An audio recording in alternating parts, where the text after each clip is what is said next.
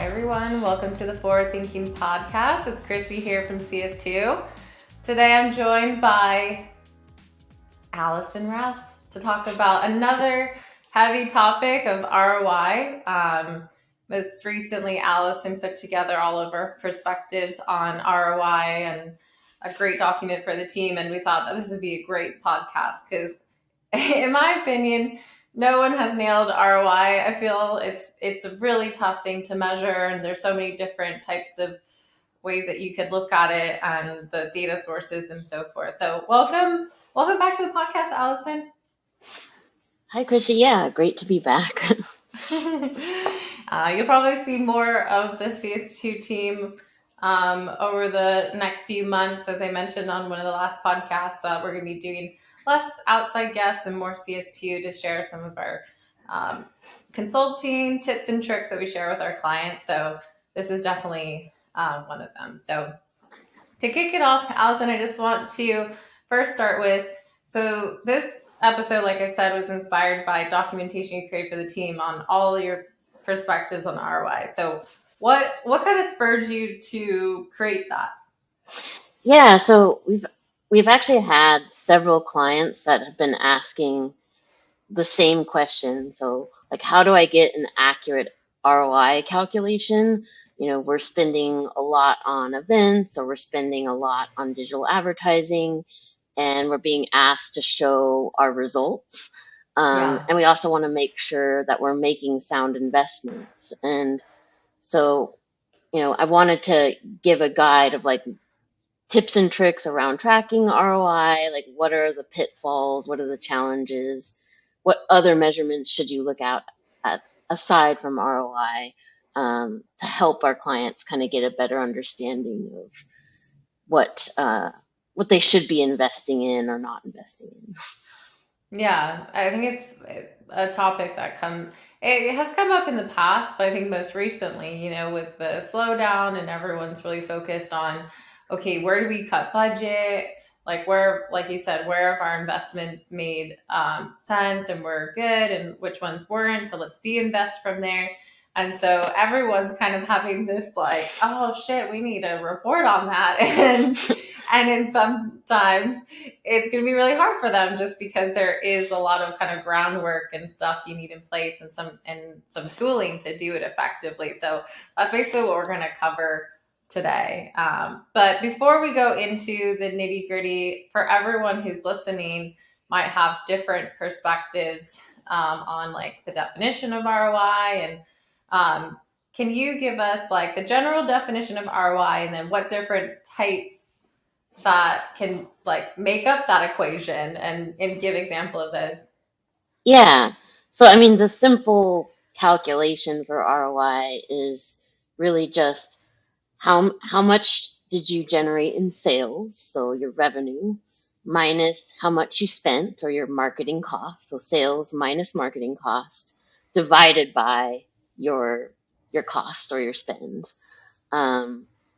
So there's a couple of different ways to measure that. On especially the in terms of the sales side, like how do you Yeah. attribute revenue to the spend?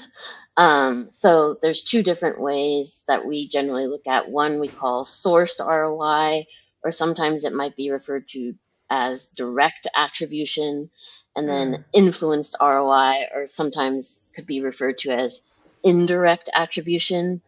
So sourced ROI is where all the revenue for a given sale is attributed to a single touch, deemed responsible for that sale. So depending on how you attribute an opportunity back to marketing, that might be the first touch, or it might be the last touch, or a lot of times we'll recommend using what we call a tipping point touch. So essentially the touch that led to the MQL or score threshold being met and then sent over to sales. And so you're giving full credit to that touch. And so any revenue generated from that campaign through by its source is then, you subtract the cost that you spent on that campaign, and then you divide it by the cost to get your sourced ROI calculation. So for example, if you spent $1,000 on a trade show and sourcing credit was given to 5 opportunities from that trade show, that totaled $10,000 in revenue, your calculation would be 10,000 minus 1,000 divided by 1,000, which would be a 900% ROI. So that's an example of sourced ROI. Whereas influenced ROI is where you're actually using like a multi-touch attribution model to give a portion of an opportunity's credit to each touch that influenced that opportunity. So an example would be, sure, so you spent $1,000 on a trade show. Maybe that trade show influenced 30 opportunities that totaled $60,000 in revenue. And then the model of that 60,000, the model attributed like $15,000 to that trade show. So then your influenced ROI would be 15,000 minus 1,000 divided by 1,000, which would be a 1,400% ROI. So Yeah. those are two different ways. And generally, I mean, if you can, run both, Yeah. because they can help answer different questions, like which channels or tactics are most effective at getting prospects to buy, or would be your sourced ROI, or which channels or tactics are most effective across multiple sales, which would be your influenced ROI. Yeah. For those who are just trying to get started and maybe realize that they want to maybe do more of the sourced ROI or direct ROI. You talked about the tipping point source, which I think is a good one.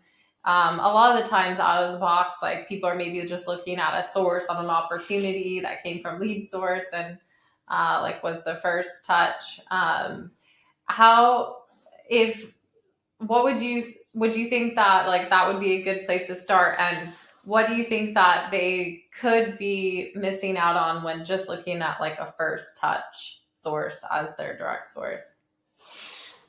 Yeah, I mean, I definitely think it's a good place to start. What you miss out on is, I mean, a B2B buying process is complex. So Yeah. obviously there are other touches that lead to an opportunity being closed won or not. So you miss out on the potential impact of those, middle touches. And it also could be depending on, your data, like if you say acquired a lead from a certain source 2 years ago, and now today you have an opportunity, you might be overinflating the value of that old lead source, Totally. when in reality it was something more recent that really resonated with the prospects at that account and got them to purchase. Yeah. Yeah. I think that definitely happens. I think sometimes too, I think for marketing ops folks is like kind of look at like the validity of that source too, because I know a lot of the times like that source on the opportunity gets edited.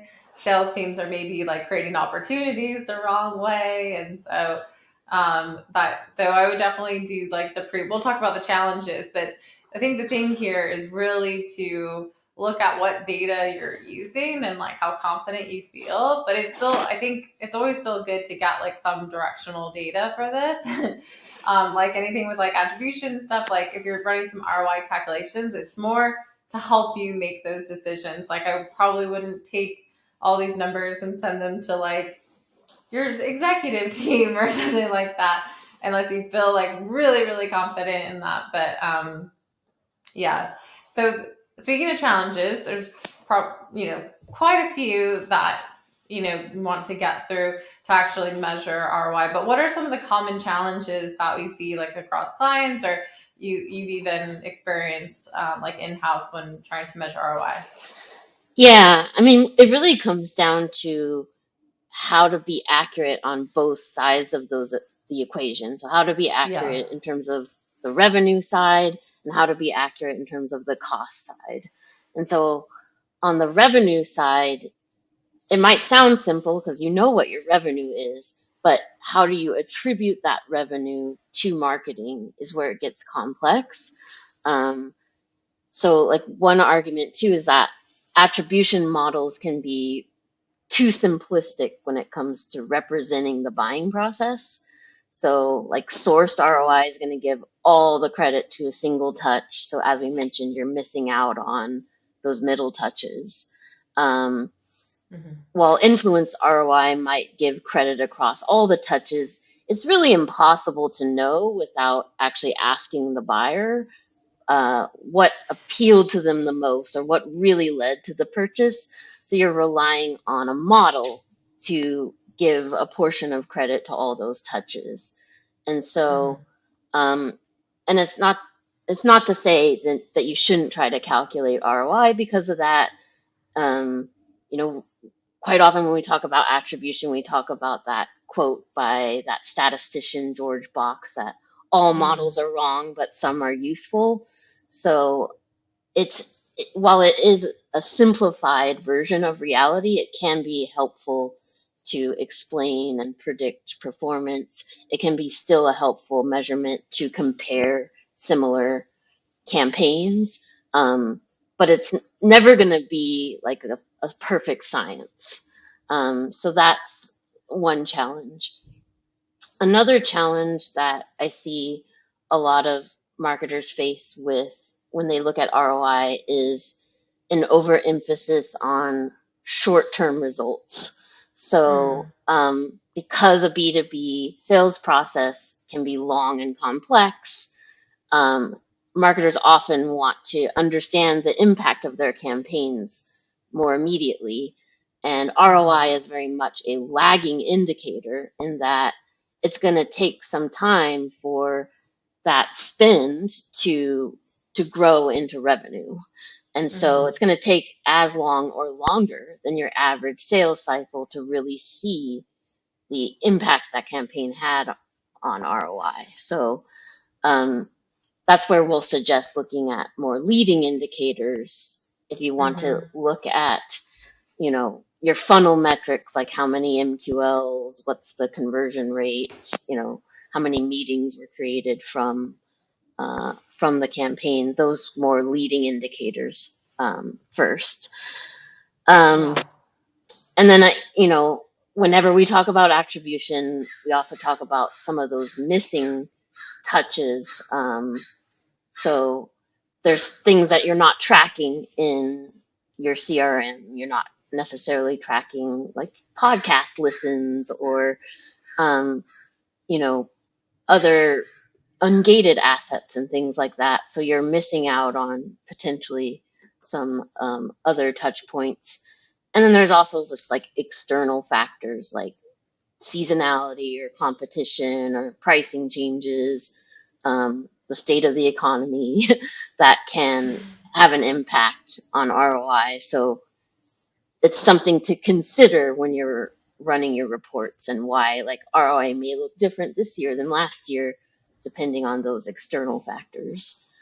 Um, Yeah. and then I guess the really big one that I think is a lot more challenging than it should is tracking costs accurately. So Hmm. it can be really difficult to do that with specificity because, um, especially for campaigns that accrue costs over time, so like digital campaigns. So, like for a one-off campaign like a trade show, it might be as simple as plugging in the fixed cost of that trade show into like your actual cost field in Salesforce, and that's all you need to do.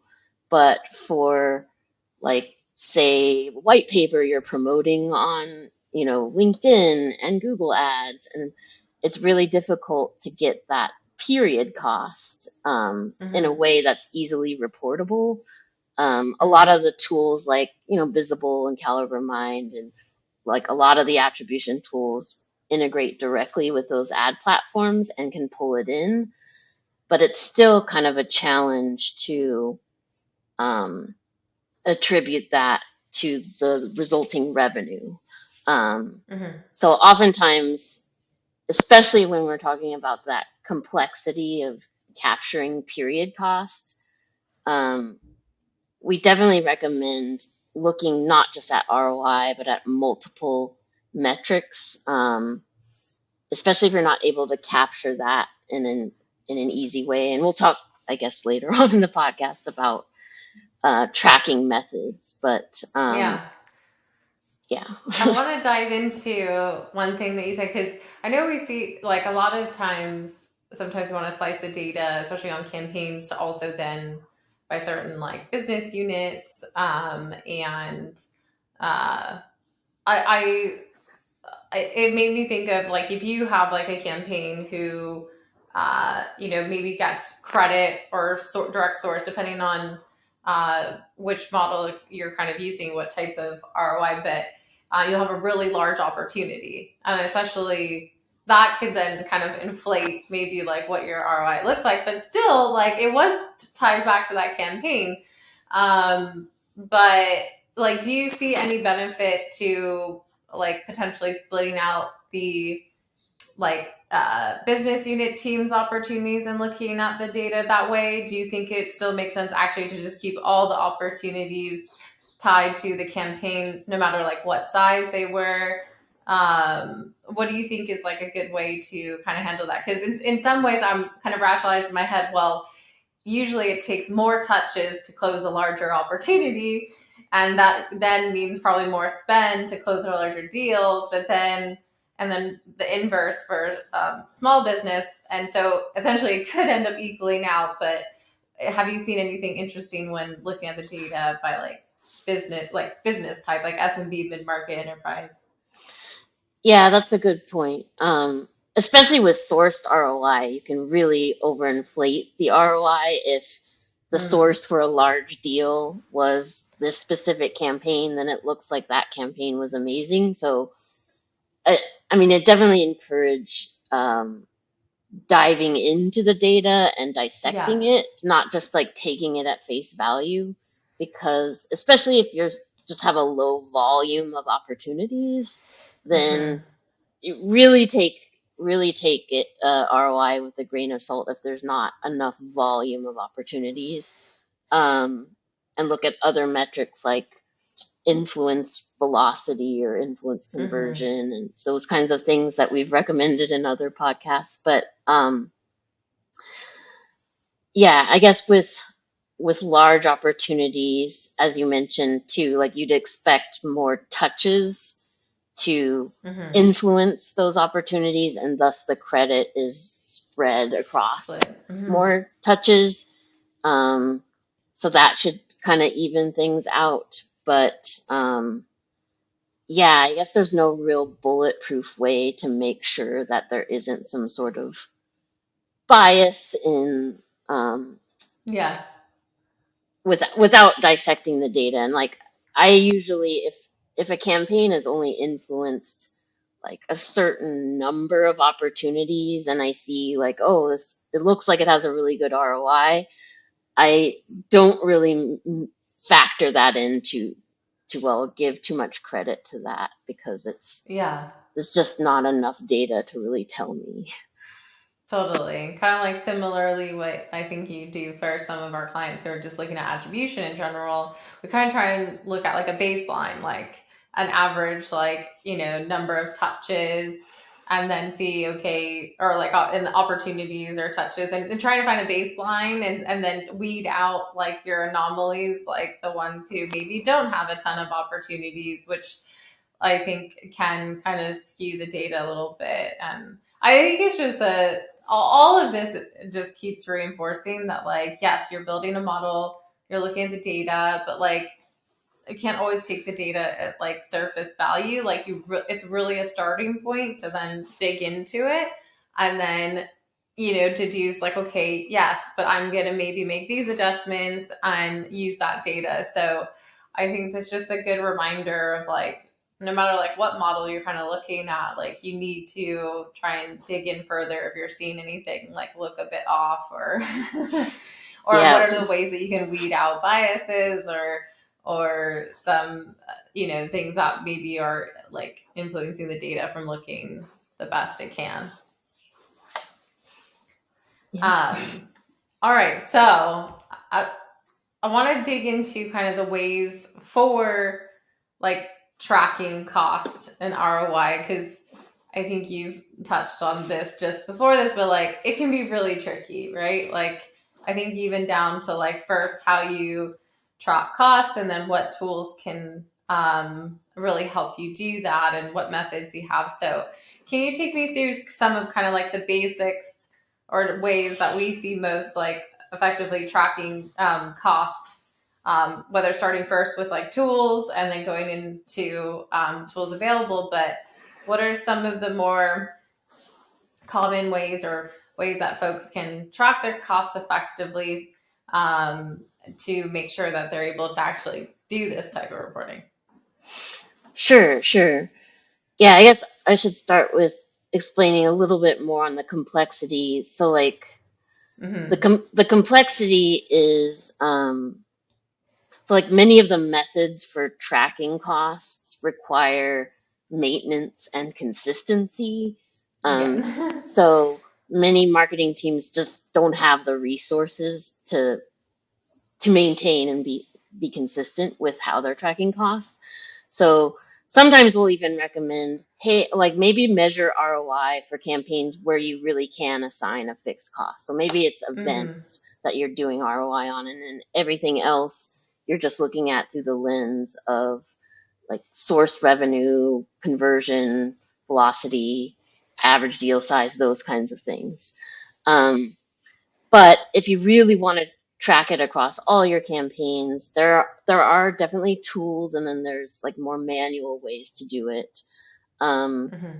One way that we'll recommend is, because it's so hard to track the costs within Salesforce in an easy, reportable way. Mm-hmm. Often it's actually a lot easier to just do it in a spreadsheet. Yeah. So where you're taking all the spend data out of your tools. So like, how much did you spend from your ad platforms? How much did you spend on events? Any like internal budget spreadsheets that you have, and you do Mm-hmm. it for a given period. So often it's like quarterly. Mm-hmm. Um, and then you take all your sourced or influenced data for each of those channels. Um, and then you're calculating the ROI per channel in that spreadsheet. Typically, you're going to want to do it at least 1 to 2 quarters out, because as we mentioned, it takes a while for your spend Mm-hmm. to grow into revenue. So it depends on your um, sales cycle. Yeah. But that's really the easiest way, especially just to get at the ROI by channel. It's not necessarily going to get you down to the individual ad, like how much that drove. But Right. often when you get that, like microscopic with it, that it it's not as accurate, because you know the there's not enough volume of data to really say. Right. So Yeah. um, and that's quite often the way that we've seen a lot of our clients do it, is just like on a quarterly basis, looking at their spend, how much was generated, running that calculation, and understanding the impact of their channels.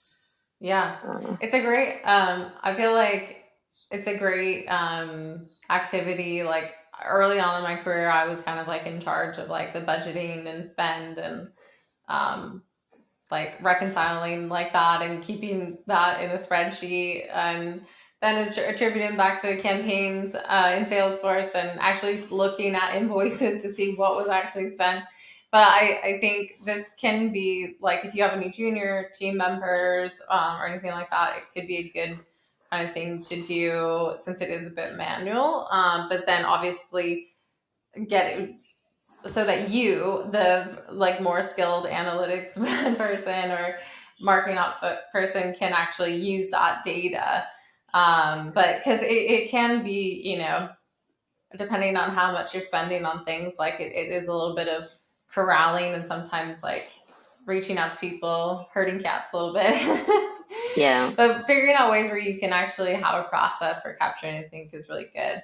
And to your point too, looking at it a few quarters out, I think every client's gonna have a different, um, like kind of like a different reporting cadence. But I think we talked about this as a team the other day. But one thing I found with like reporting, which is kind of nice, is like we would report on leading indicators like weekly and monthly when I was in house, and then we did lagging indicators like more like attribution and ROI reporting on like a half yearly and then end of year basis. And we still even looked at the full year at the end of the year because we knew that once we entered enterprise, it took even longer than 2 quarters to create opportunities.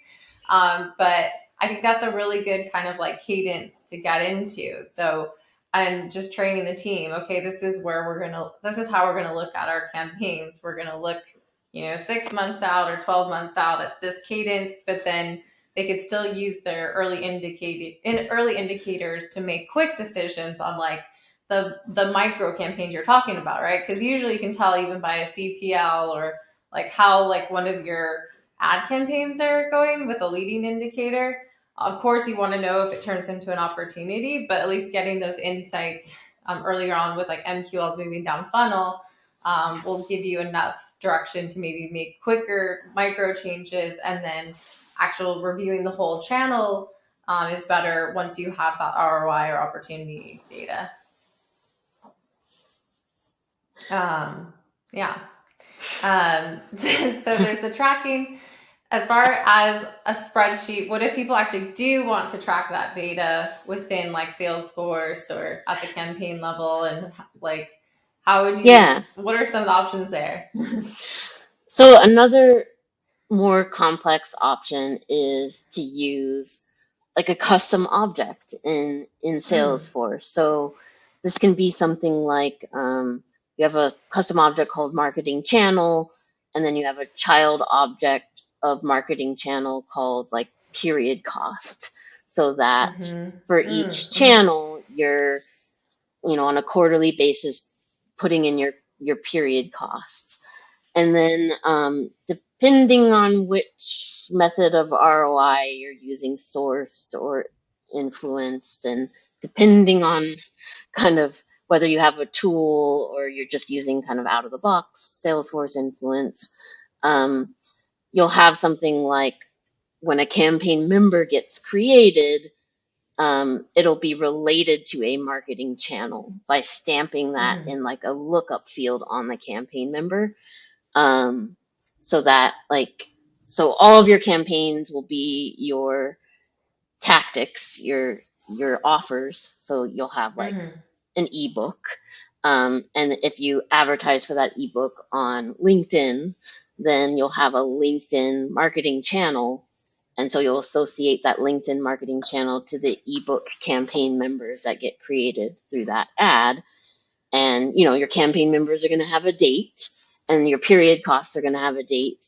And thus you can kind of associate the cost all within Salesforce of LinkedIn specific to that campaign. It's a bit complex in terms of creating the actual reporting inside of Salesforce. This is where oftentimes I'll recommend just you got to get a BI tool if you're going to do something this complex, so that you can really roll up the costs on a period level basis.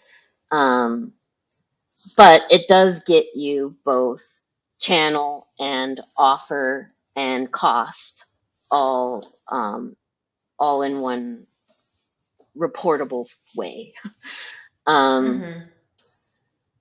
There's a lot more I could go into it, but it would probably take a whole nother podcast. Um, but Follow-up podcast. it is nice to be able to have that data inside of Salesforce. You could then do, some roll ups to get that data up to the channel, up to the campaign, those kinds of things. Yeah. I think the campaign structure itself, like you have to find some compromises because it is so much easier to like obviously track a Salesforce campaign down to an offer. Well, it's not even easier. It's better for like your reporting. And then being able to track the like, what drove them there from like the referral source perspective and track those UTMs from the campaign member. But then it does become a bit tricky when you're just, like you said, using the standard out of the box cost. Because like, okay, for an ebook, do I just keep adding up all the costs? Like, I mean, you could do that if you wanted to, but then you're not effectively tracking it back to that like actual like LinkedIn source. That can be a big one where if you are just looking, and to your point, like sometimes you do just have specific channels that you want to track cost. And so for those or like events or anything like that, that might be an option for you if you're still going like low effort. You could do that, like, because you usually have a campaign for an event, but then you're still going to maybe have ads that you're using and things like that. So you'd probably just need to account for those total costs to get it. But I think from a crawl, walk, run perspective, that could be an option of just figuring out like what are those more simpler things to track first, and then you could do that at the campaign level. But once you want to get more granular and more specific, you do need to look for some of those other options. And but it does require, like you said, probably more advanced work, like a BI tool, and a team who's confident using it, or agency or something like that to help you to do that.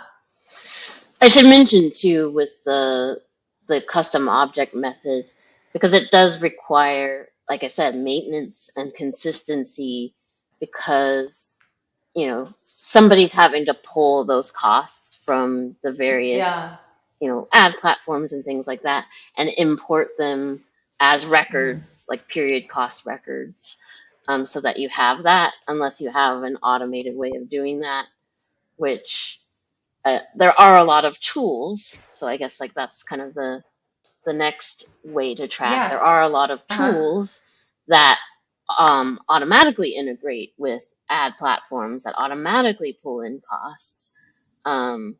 Quite often those platforms like Visible and Calibermind, Dealtail, and all those, they'll pull in the costs into their platform, but not necessarily inside of Salesforce, which, I mean, it makes sense just because it's challenging to be able to report on it inside of Salesforce because it's a moving target for those digital campaigns. So that can be another area to look at. They still face all the same challenges that we already discussed in, Totally. that the model being potentially simplistic. You have to wait for ROI to show up. It's still challenging to necessarily associate that cost to the revenue, all of that. Yeah. The one thing I'll say on that too, like there just are a ton of different like tools that will like get you some of that data, and that can be a little bit challenging as well, because say you could have a team member using like a Visible or metadata.io or something, and maybe that's tracking certain things. I think one, if you're a marketer or like a demand gen person and you see some of that data in front of you, like with ROI, I think like this is something like any type of reporting, I think it should be like standardized across the team, because I think what can become like really tricky and challenging is if there's like, again, just disparate like systems or tools or ways to report on something which can cause confusion. So I will note that too. Like, I think this should be a more revenue team or marketing team effort to decide, okay, what structure are we going to use? What tool are we going to use? How are we going to look at that data? Who's actually going to help lead those conversations or facilitate the team to look at that data the right way? Because I think, as we've talked about before, with like any type of reporting, like there's the ways you get that data, there's the data, and there's like a big change management part to it, right? Like, how can we get the teams to really use this data and pull the insights the right way? And that might take a lot of time and exercise to really get folks to do that, as well as documentation and training that's happening consistently, because you're going to have new people join the team a lot, especially if you're growing. Yeah. So, I always ask people on the podcast or other guests, like, what's the one thing that people are doing wrong when it comes to like their topic? But one thing I wanted to ask you, what do you think is like one mistake or a few mistakes that you see orgs or you've seen people even talk about when when trying to measure ROI? I think it's mostly two things. So, as I already mentioned, one, like assuming that they're going to be able to calculate it immediately after a campaign or shortly after a Yeah. campaign runs, and then when they see it not doing well or doing well, like either scrapping it or making a decision when it hasn't had enough time to bear fruit. So that's Yeah. one. And then I think the other is, and this comes to any metric, not just ROI, is looking kind of in a silo at that one metric to evaluate performance. So, kind of as you alluded to, the dashboards and the reports that we create that show ROI or other metrics are really just a starting point to the analysis that you need to do to understand what's working and what's not. So a lot of times I'll see folks just look at a single metric, whether it's like the number of MQLs or the number of meetings or the number of, the ROI, rather than looking at all three of those things to kind of understand the impact of the campaign.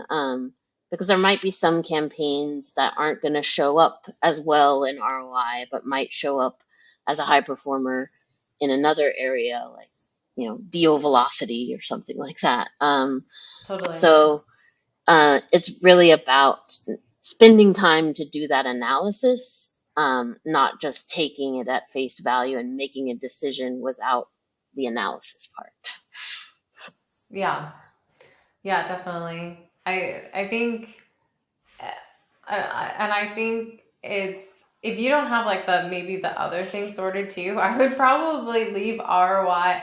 This is just my opinion, but I would think, because of all the things we're talking about, I'd probably leave ROI last, because I think if you're really like supporting a marketing team, I think focusing on one, like making sure your life cycle reporting is good so you get leading indicators, like focusing on nailing down even that first, and then looking at like potentially attribution and figuring out what model works best for your team, like a multi-touch, like even spread model to help them make, decisions on what's influencing pipeline revenue.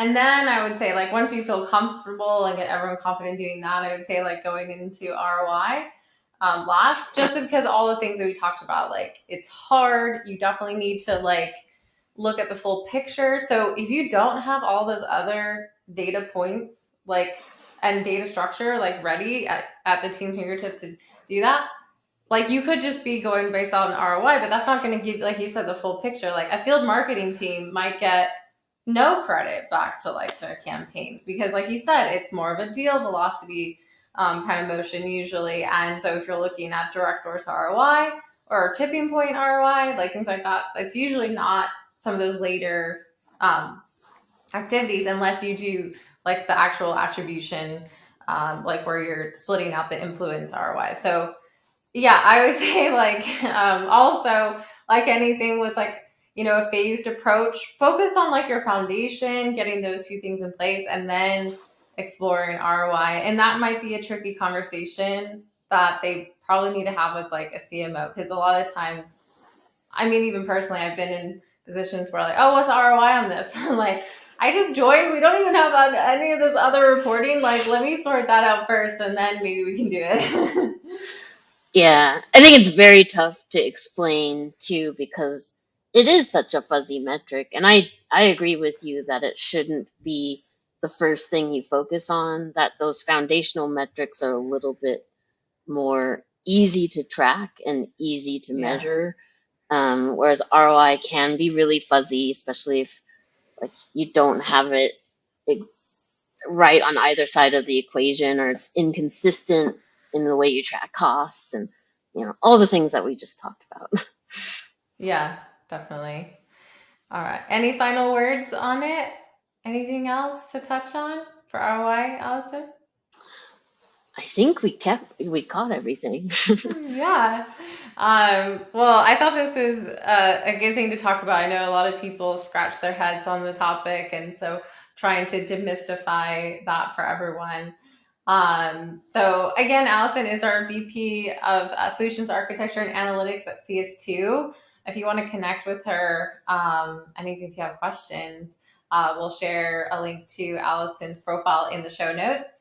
And if you enjoyed this podcast episode, feel free to share it with your colleagues and friends or leave us a review. We really appreciate it. And we'll see you next time on Forward Thinking. Thanks, Allison. Thank you.